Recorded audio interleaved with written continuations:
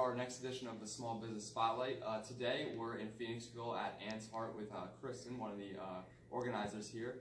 And Kristen, tell me a little bit about Ann's Heart. What exactly do you guys do? Awesome. Well, thank you for coming. We're sitting in the Code Blue Overnight Emergency Warming Center. It's an overnight shelter for men, women, and families from mid-November to mid-April. And we say mid because it sways depending on the weather. Obviously this year being a little crazier than others. So we're gearing up for another Code Blue season. Basically, we're an emergency shelter. If someone doesn't have a place to stay overnight, our mission is to make sure that people are somewhere safe and warm and not freezing in the streets. So we open our doors at 8 p.m. and we stay open all night until 8 a.m. and we provide a warm meal in the evening, a warm meal in the morning as people get out the door, coffee, tea, all those things, and then access to other human services in the area. And we basically serve anyone who's in need of a place to stay, someone who's been out because of a catastrophic event like a house fire, or someone who's been recently evicted and needs a few nights until their next place. We serve a lot of the working poor who are working 2 jobs but just can't quite get into an apartment just yet. And we also serve those who are chronically homeless. A lot of vets suffering from PTSD, and folks who just need to be connected to other services. So our job is just to be a warm, welcoming place for folks who need a landing spot before they can get to the next thing, whether it be a shelter or transitional housing or an apartment on their own. Awesome. How long have you guys been here and doing this? Well, this is our 4th season.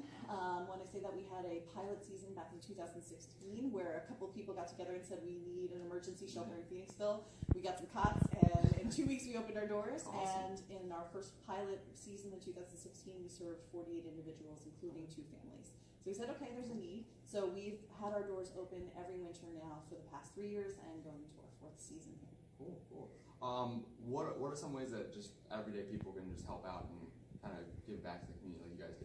Well, one of the things that we rely heavily on is volunteers. We are very fortunate. Last year we had over 160 people volunteered here at the shelter. Yeah, it's wonderful. We have overnight shifts, 2-hour chunks of time where people come in and welcome guests, make coffee, help us stock our shelves, and just keep this a warm and welcoming place. But we also have daytime opportunities.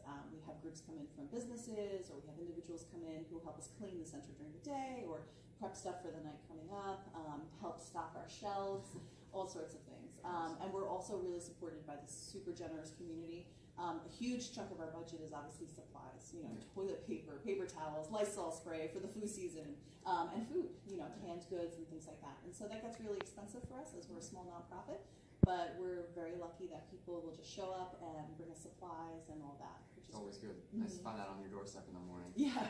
And you guys have a wish list on your website, correct? Yeah, so at www.annsheart.org/codeblue, we actually have a needed donations list. So people can learn about volunteering, or they can learn about what specifically we need.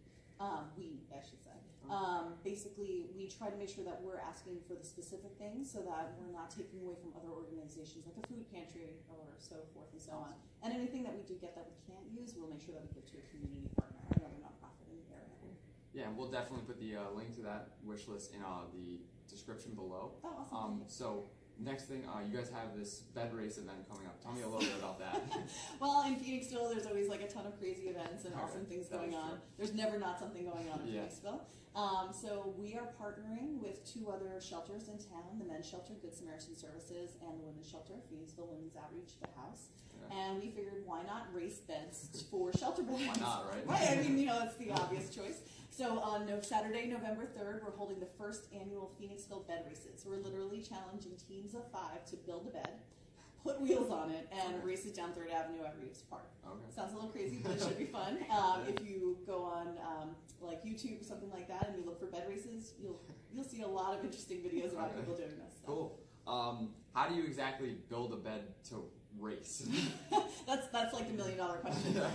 So we actually are helping people. We're sponsoring several Build-A-Bed workshops. Okay. PA Makerspace, which is like a fabrication studio in town, is holding one on Monday the 22nd.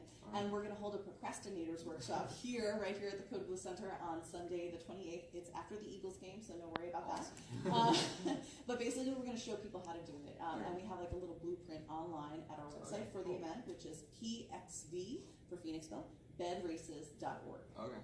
Cool. And when exactly is that event again? It's Saturday, November 3rd. Okay. And it's from 9 a.m. to 1 p.m. Cool. It will have music, some vendors, we'll have hot coffee just in case it's cold. And you'll see lots of crazy people on beds in costumes running down the street. Well, we definitely forward to it. Thanks for talking with us, and everyone stay tuned for our next segment with our new 2019 Silverado that Kristen will be checking out.